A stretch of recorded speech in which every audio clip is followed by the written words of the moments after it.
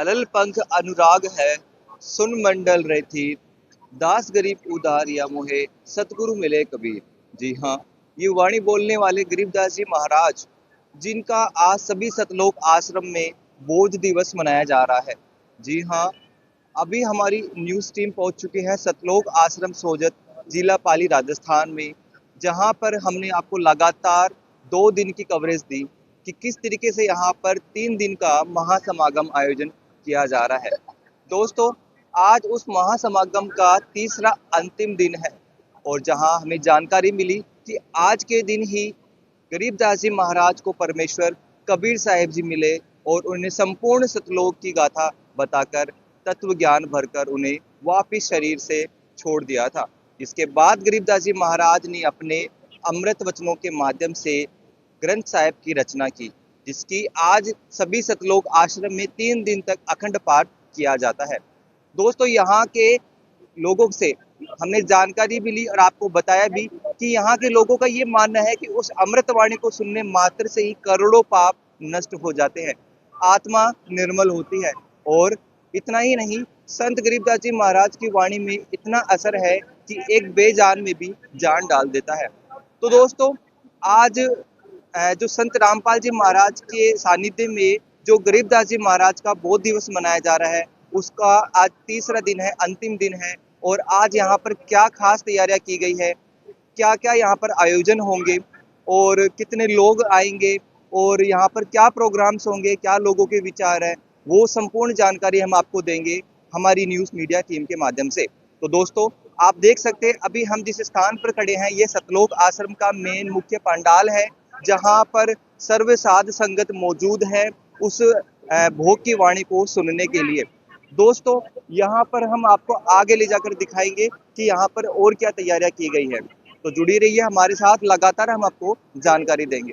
तो दोस्तों, अभी हमारी मीडिया टीम पहुंच चुकी है उस मेन सत्संग प्रांगण में, जहां पर ये कार्यक्रम आयोजन किए जाएंगे।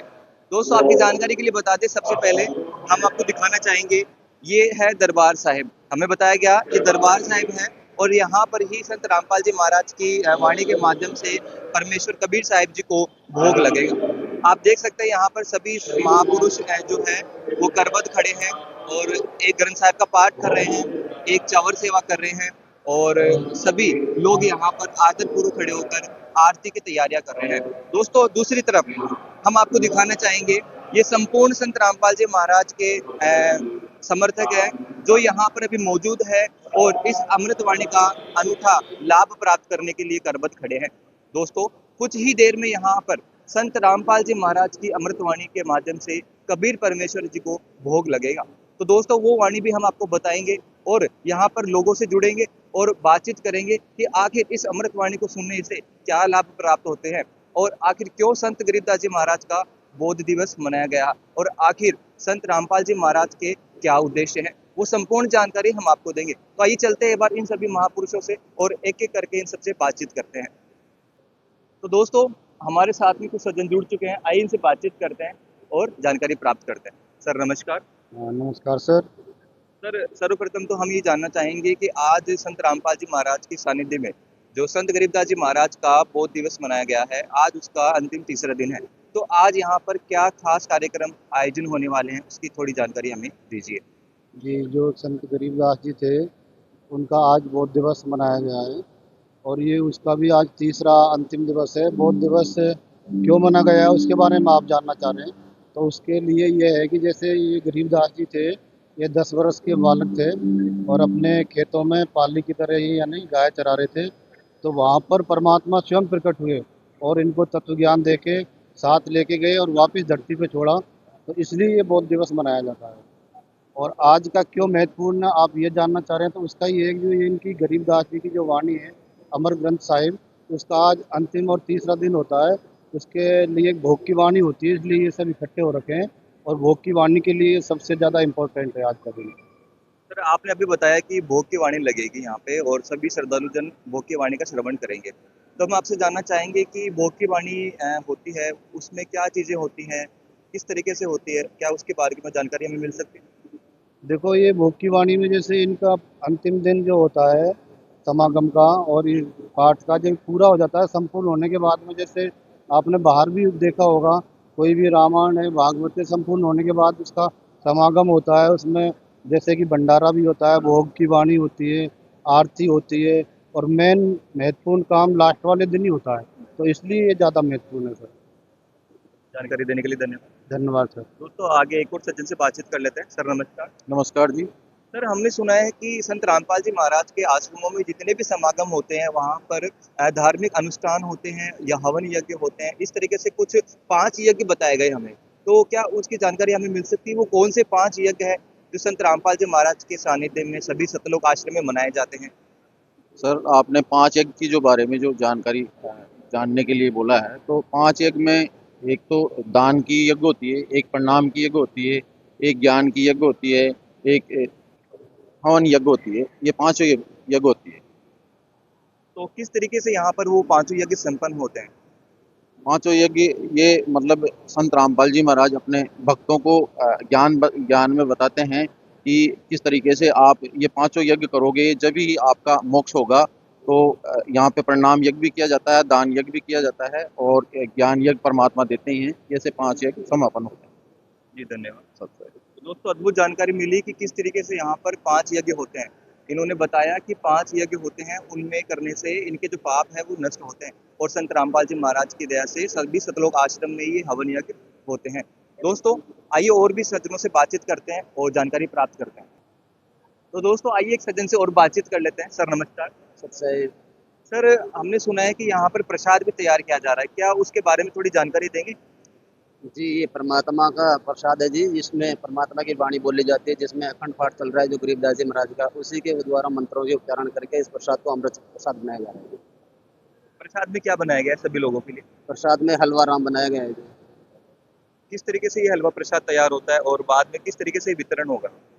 हलवा प्रसाद पहले हमारे रसोई घर में जाता है, फिर वहाँ पे इसमें घी डाला जाता है, शुद्ध देसी घी डाला जाता है, फिर इसमें आटा और चीनी मिलाया जाता है, और फिर इसको अच्छी तरह से पकाने के बाद फिर केशव बंजारे के रूप में यहाँ आता है जी।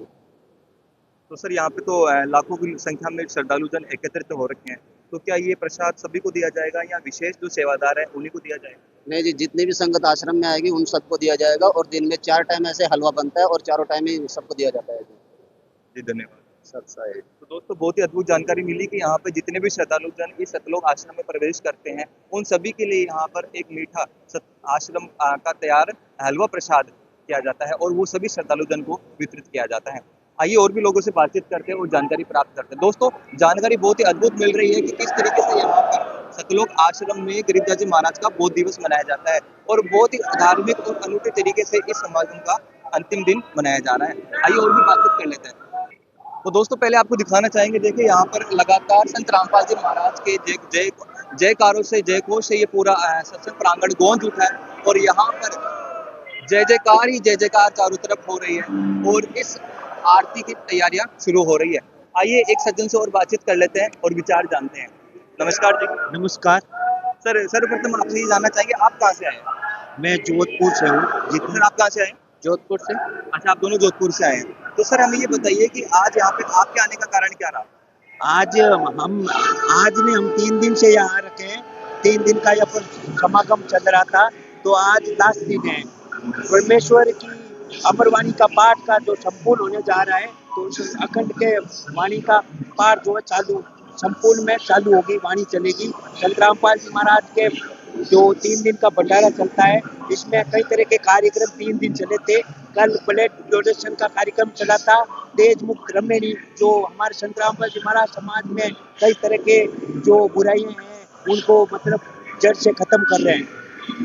बहुत ही अद्भुत जानकारी मिली। सर आपने यहाँ पे क्या क्या देखा अभी? जी सर, ये सतलोक आश्रम सोजत में हमने रक्तदान शिविर देखा, देहदान देखा, आध्यात्मिक प्रदर्शनी देखी हमने, और यहाँ पर 3 दिन तक भंडारा चला वो देखा हमने सर यहाँ पे। और यहाँ पे अधिक श्रद्धालु भी आए हुए हैं काफ़ी संख्या में सर, ये भी देखा हमने। और यहाँ 3 दिन का पाठ चल रहा है, तो आज लास्ट डे है जो पाठ संपूर्ण होने जा रहा है। जी धन्यवाद सर। तो दोस्तों ये वही हलवा प्रसाद है जिसके बारे में अभी श्रद्धालु जन ने हमें जानकारी दी। शुद्ध देसी घी में ये बनाया गया है और बिल्कुल पवित्र और पाक तरीके से यहाँ पर स्वच्छ बड़े कंटेनर में यहाँ रखा गया है और स्वच्छता के लिए यहाँ पर सफेद सूती कपड़ा बिछाया गया है ताकि माखी मच्छर की यहाँ पर कोई परेशानी ना हो, और बिल्कुल ही पवित्र भाव से यहाँ पर रखा गया है।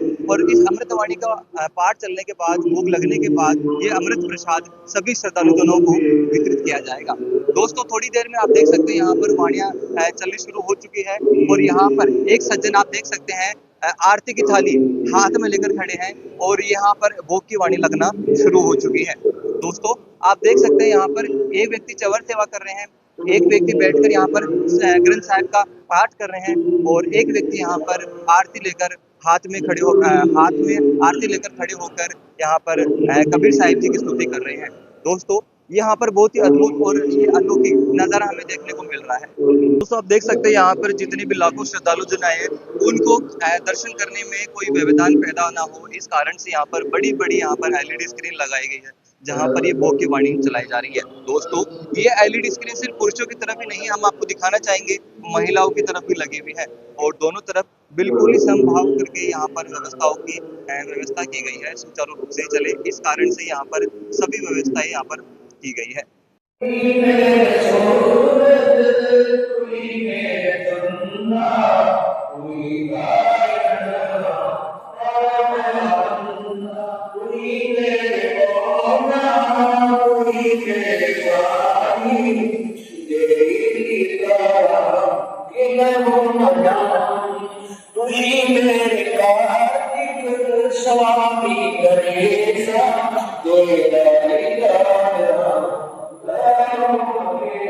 तो दोस्तों आप देख सकते हैं यहाँ पर जितने भी श्रद्धालु जन करबद्ध खड़े होकर यहाँ पर इस आरती में शामिल हो रहे हैं। दोस्तों यहाँ पर सिर्फ युवा वर्ग या वृद्ध वर्ग नहीं, बल्कि देख सकते हैं आप छोटे छोटे बच्चे यहाँ पर आगे खड़े होकर परमेश्वर जी की वाणी का आनंद प्राप्त कर रहे हैं। महिलाएं एक तरफ खड़ी है और पुरुष एक तरफ खड़े हैं, और बहुत ही आध्यात्मिक भाव से, श्रद्धा के भाव से इस अमृतवाणी का भाग ले रहे हैं और अपने आत्मा को शुद्ध कर रहे हैं। दोस्तों ये थी हमारी विशेष कवरेज ऐसे न्यूज की तरफ से। दोस्तों हमने आपको जानकारी दी कि किस तरीके से यहाँ पर संत रामपाल जी महाराज के सानिध्य में सभी सतलोक आश्रम में इस समागम का आयोजन किया जा रहा है। दोस्तों यहाँ पर संपूर्ण विश्व को 3 दिन तक भंडारा कराया गया। जी हाँ, 3 दिन तक लगातार। सबसे बड़ी बात है पूरे विश्व को न्योता देना। और दूसरा यहाँ पर रक्तदान शिविर लगाया गया, जहाँ पर सैकड़ों की संख्या में श्रद्धालु जो उन्होंने बढ़ चढ़कर भाग लिया और कई ब्लड यूनिट दान कर कर यहाँ पर समाज में प्रेरणा का हिस्सा बना। दूसरा यहाँ पर दहेज मुक्त शादियां हुई, कहा गया यहाँ पर 24 जोड़ों की यहाँ पर दहेज मुक्त विवाह हुआ। दोस्तों दहेज कितनी एक अभिशाप है समाज में, ये तो आप विधिवत जानते ही हैं। संत रामपाल जी महाराज के द्वारा किया गया यहाँ पर एक अनूठा पहल समाज में कहीं ना कहीं प्रेरणादायक है।